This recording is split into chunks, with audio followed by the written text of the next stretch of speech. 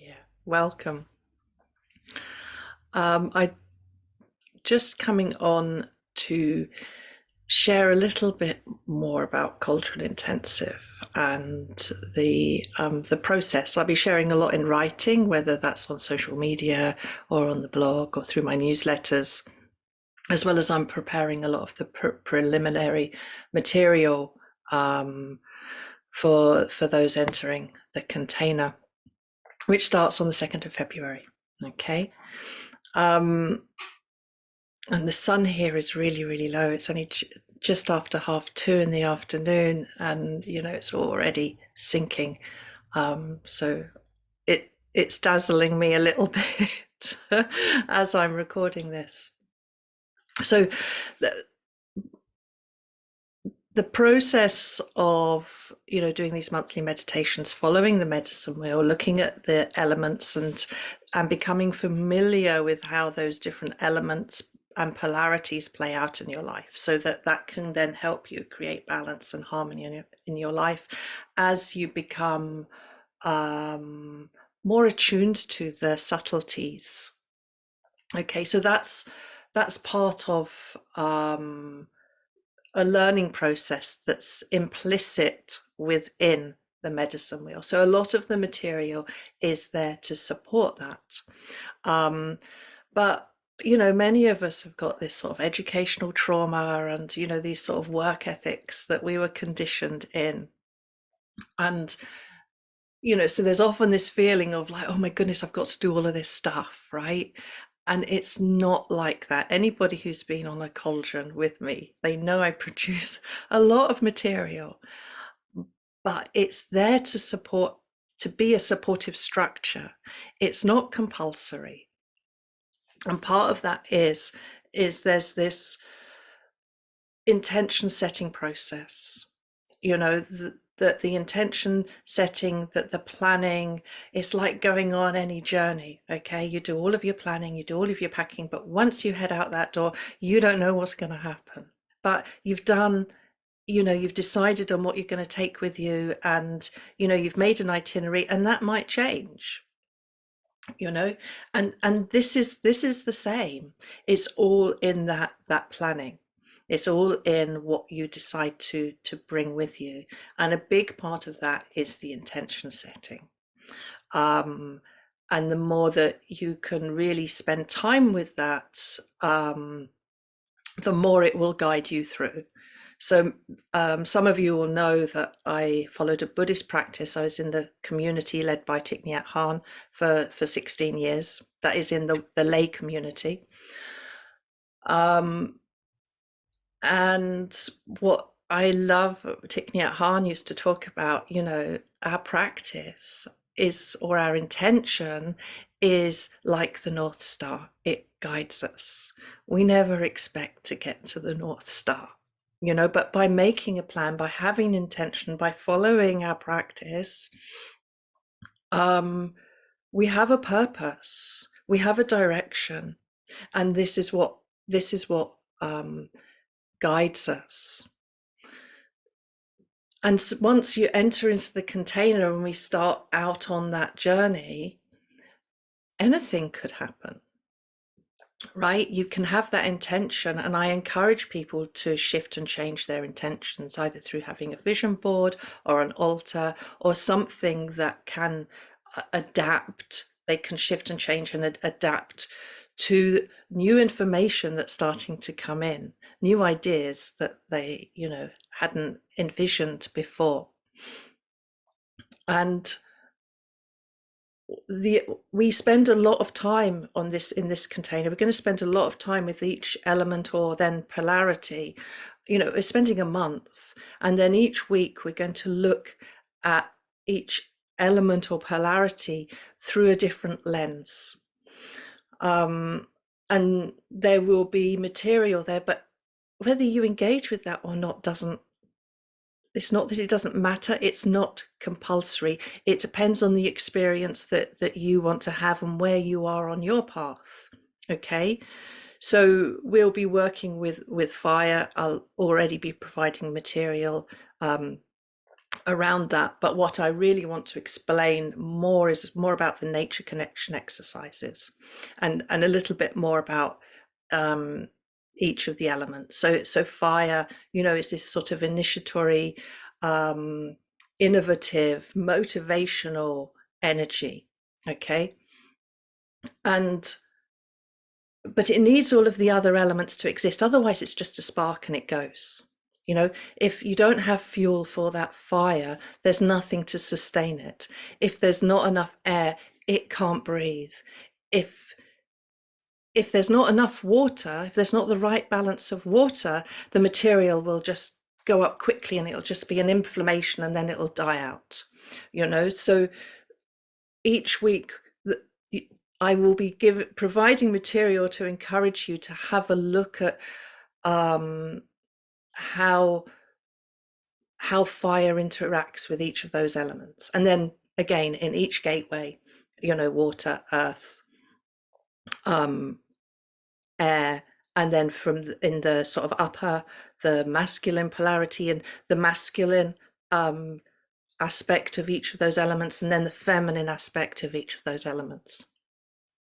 And then the center, where we come back to balance those and learn how we can be at the center of our lives and have that wider perspective, that 360-degree perspective, and learning how to create that balance and harmony.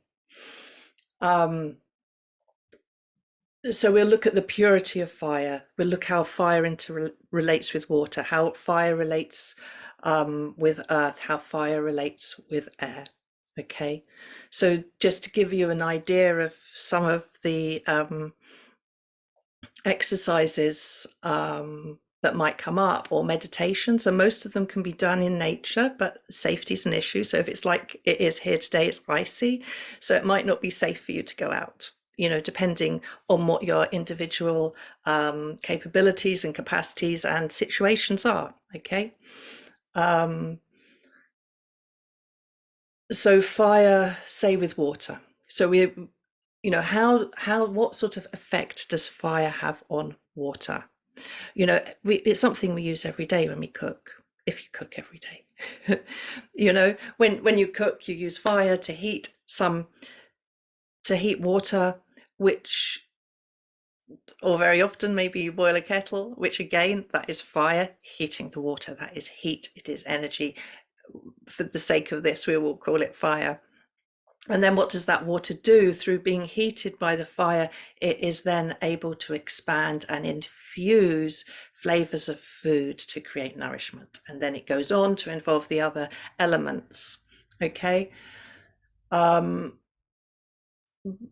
when you look in nature, I was just talking about the sun. The sun is the fire. Our hearts are like the fire of our bodies. They're what create our metabolism, and really, what motivates us and actually gets us to move. I've got a candle here as well. So candle is also fire. So there's many different ways we can work or look at or contemplate fire. The obvious one, if you look at fire with water, that's what I was thinking about. How does fire work on water? Is a rainbow. Okay, in nature, it's a very clear example of the sun comes, the light from the sun, which is the fire, because light is fire in a higher aspect. Okay, so it comes through the water, and it creates the rainbow, which through the sort of biblical story of Noah, we very often associate with hope. But what is your personal experience of rainbow? That personal experience of how that fire interacts through the water. So I was reflecting on that when I went out for a walk a few days ago, and part of my experience, it was really funny how so many different subtleties of that fire and water were playing out. But the one I want to share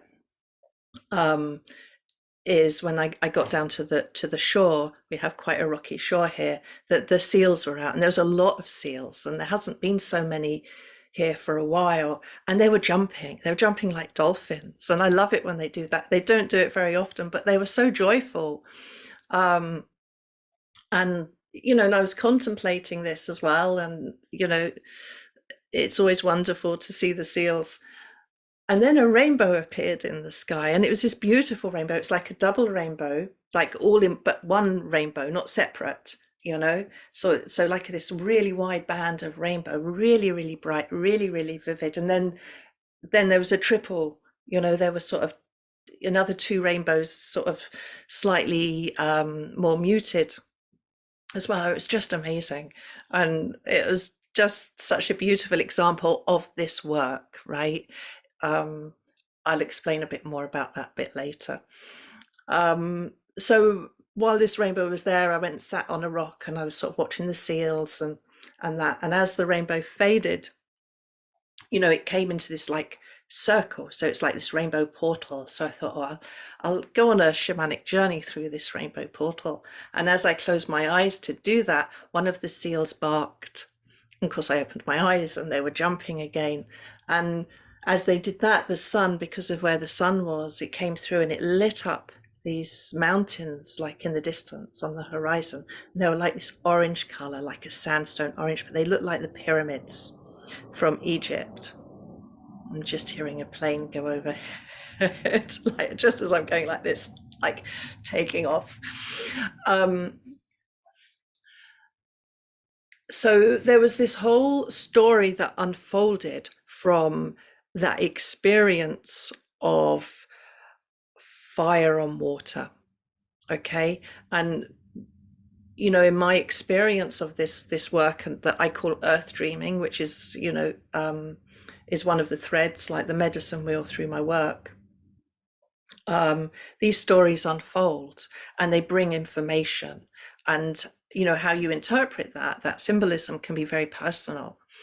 And so for me, this whole idea of the seals being there, this community of seals, which with the Selkie stories very often represent the new skin. Seals also hold a lot of DNA when we look at it from the spiritual level. But there is this sense of the new skin coming in. And then with the mountains being lit up that way, there was the pyramids, which are those sort of sacred structures pointing to the stars. So it felt like it was something very spiritual and very sacred, and a new beginning. But there was this joyousness. Okay, so this was the message that I took from that. There's this sort of joyful new beginning that feels very sacred and very spiritual. Okay, a new spirituality is coming into being. So that was the information that I gathered from my that would be the nature connection exercise. Okay, that might be one of them. That might be that experience. That then might be part of a weave that would then continue through the rest of the 7 months. And what often happens in this work that people find is that they haven't diligently followed through the exercises and that, but what they find is that it unfolds anyhow. There's a helicopter now. It's really busy out there all of a sudden, considering where I live. That's anyhow. So it unfolds, and so very often people will find that that in retrospect they'll see there's this path of these things and these elements, and their interaction of the elements that have been aligning with this work as they've been walking the path, because they've set an intention, and they've consciously set an intention, and a part of their subconscious will be holding that intention, or your spiritual guides, or however you like to perceive it, will be holding that intention and supporting you in working towards that. So yeah, don't be intimidated by all the material that I'll be producing. It creates the structure, is part of the container. It's the holding, okay, and that allows the space for something really beautiful to unfold. Thank you for listening. Thank you for watching. And I hope that you join us. Lots of love from my heart to yours.